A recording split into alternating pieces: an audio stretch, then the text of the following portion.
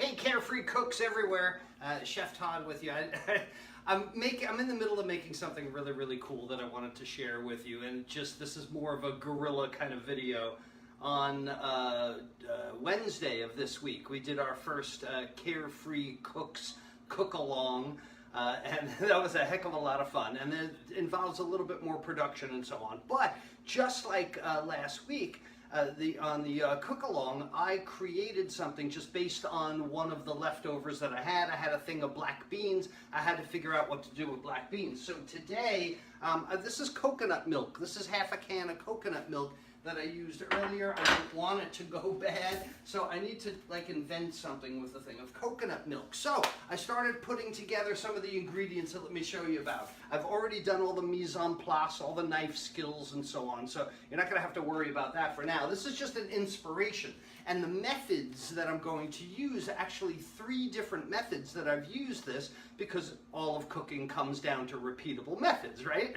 This is something that we all accept. So, first thing I did was steam some broccoli. Okay, here's some broccoli that was steamed, indirect, moist cooking method, broccoli steamed from mise en place. Here is some sweet potato cut into cubes and then poached in chicken stock. So, steaming method, poaching method. Remember, big difference between boil, simmer, and poach. And now I'm going to start a saute method for some beef that I've sliced on the bias. I do have some bias.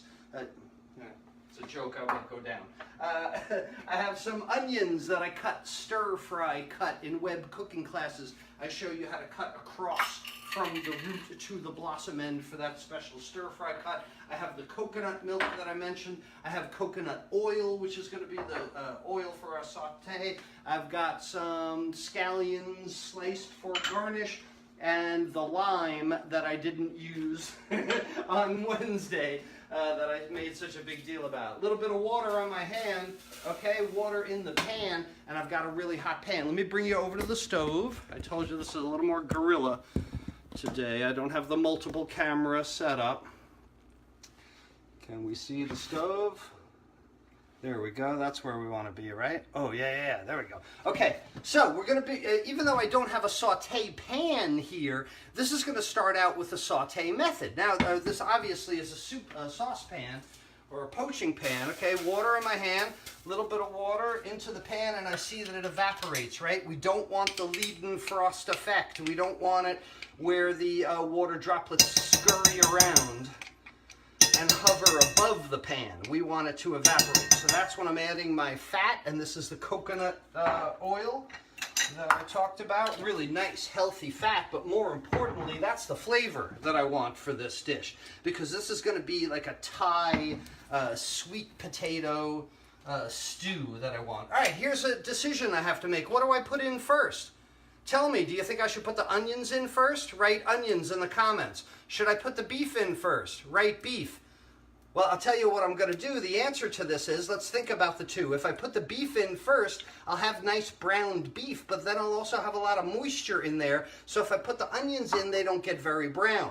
But for me, you could do either. For me, I'm going to put the onions in first, because what I really want is the caramelization on those onions first, and then I can add the meat in there. I'm not as worried about putting color on the meat, caramelization on the meat, because it's going to be a stew. Like, how does that really help me? But caramelizing the onions gives me a little bit more color, a little sweetness to the onions. It's always good to get them caramelized, right? I'm cooking under high heat right now on my dial over here. Right here, it's on high, okay? So I'm not controlling this at all right now. I'm letting it go absolutely wild because I want to reach that caramelization of sugars, right? Our web cooking classes students know the 4 effects of heat on food and cook with their eyes. I'm not going to tell you to saute the onions for 3 to 5 minutes, because your pan might be different, your onions might be different, your stove might be different.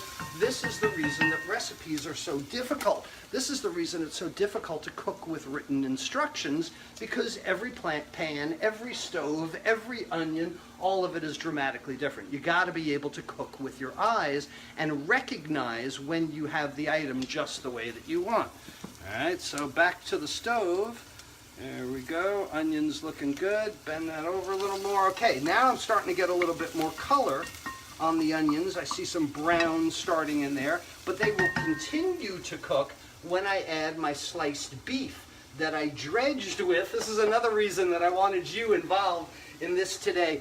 Do you remember this from last Wednesday when we did the Mexican chicken and I talked about this Thai spice? So I wanted to use this Thai spice. Here's some beef that's been dredged in that Thai spice and covered with it. Let's add that beef to the pan.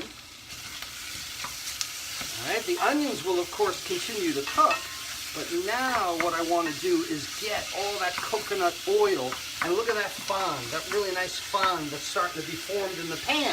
I told you I've been cooking with wild abandon up here at high. Now is the time to lower the heat a little bit because I want to protect the fond in the bottom of the pan. I'd like to really keep it nice and brown and caramely and tasty, because when it starts smoking and when it starts getting really black, then I've got bad flavors imparted to it. I've got that bad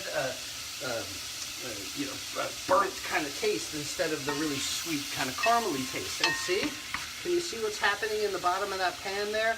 That nice fond, that's so much flavor, and it is worth protecting, trust me. I don't have to cook this beef all the way because this is going to be kind of like a stew dish, right? So again, I'm changing the cooking method. Everything that I try and teach you, excuse me, I need to wet my whistle. There we go. Everything that I've been trying to teach you is all about the methods of cooking, in that you control the heat. Not the cookbook author, not the celebrity chef on TV. You control the heat. So I've already told you I've used a steaming method to steam the broccoli that's going into this dish. I used a poaching method to poach the sweet potatoes going into this dish. I've started with a dry, conductive saute method to get that beautiful fond on the bottom of the pan, but now it's time to stop the cooking and change this to a moist, convective cooking fashion, which is really like stewing. All right, so now what I've done is I've stopped that cooking, that direct, intense heat. I've added the liquid. Now I'm going to increase the heat again because I want to bring this liquid to a simmer, getting all that nice carameliness off the bottom of the pan. And then it's a very simple method of putting the sweet potatoes in that I wanted, stirring them through. They have been previously cooked, otherwise this would have to stew forever, and I don't want that. And the broccoli that I steamed as well will go in. These are par cooked, they're kind of al dente broccolis at this point, so I tried to imagine how long it would be until they got cooked, and I just started them out a little bit. Sometimes I like to add a little bit of heat to this as well.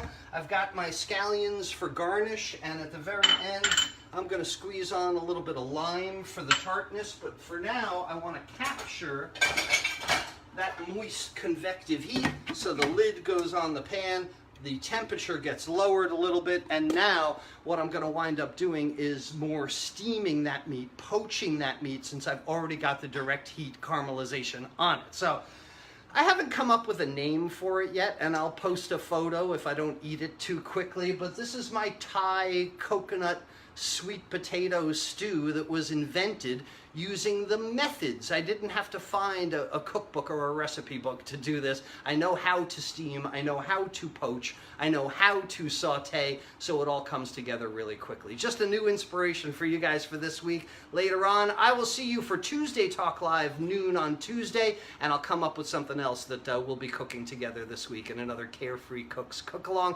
Thanks for being with me. Have a great dinner. Have a nice night. See ya. Oh, remember, there's a method to your cooking success. Bye-bye.